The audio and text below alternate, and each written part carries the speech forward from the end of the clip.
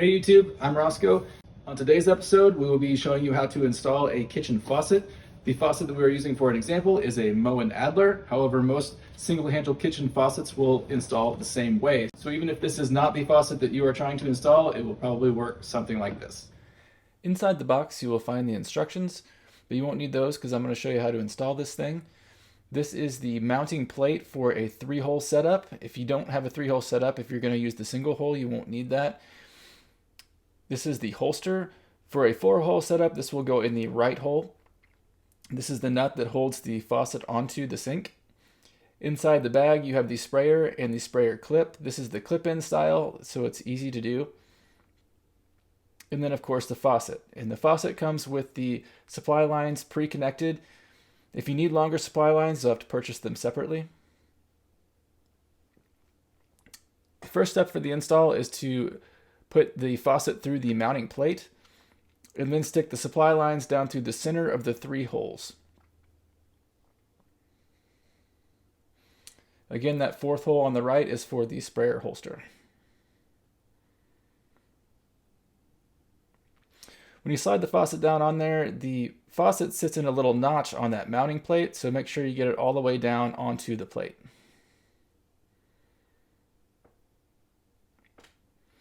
Some people like to silicone the bottom of the mounting plates, but there is a rubber gasket on the bottom, so it's not entirely necessary, but you can do so if you wish.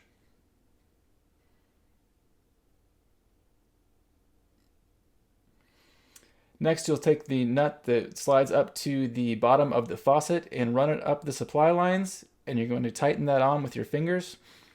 There shouldn't be any reason to get it more than just finger tight. You won't need to grab a hold of it with a wrench or anything. That's one of the things that makes this style of faucet really easy to install. So just go ahead and snug that up to the bottom of the faucet and get it as tight as you can with your fingers. Next, we're going to install the sprayer holster. Remove the nut off the bottom and place the holster in the hole. Again, it has the rubber piece on the bottom, so you shouldn't need to silicone it, but you can if you wish. You'll need to reach under and screw the nut onto the bottom. This can be difficult to do if you don't have really long arms, so you may need to have somebody hold on to the top for you. Fortunately for me, I can reach both sides at the same time. With the holster attached, you can slide the sprayer hose through there. And then we're going to add the clip onto the hose.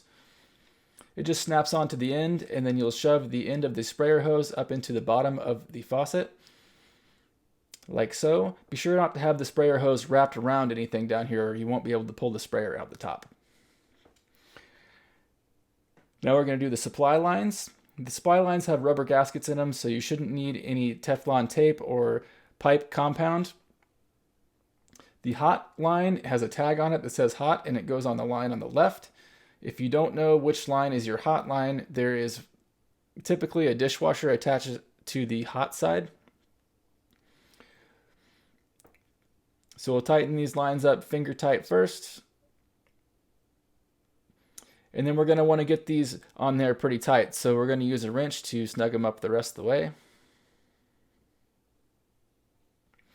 If you have flexible PEX line like I have here in the video, you may need to grab a hold of the water shutoff with a pair of pliers or another wrench, like so.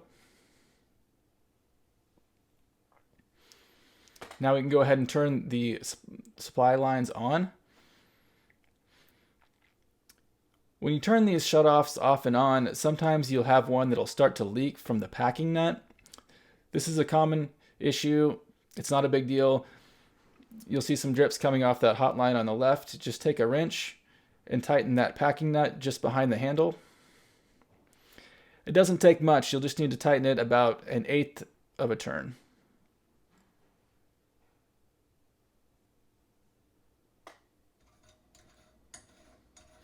The first time I turn the faucet on, I like to remove the aerator. This isn't strictly necessary, but it does allow you to flush out any debris that may have collected in the line when you're doing your install. So I flush both the hot and cold and then attach the aerator back on there again. Now we'll test the faucet and the sprayer and check it all over for leaks. If you don't have any leaks above or below, then you should be good to go. Thanks for watching. I hope you found this helpful. Please like and subscribe, and we'll see you back here next time.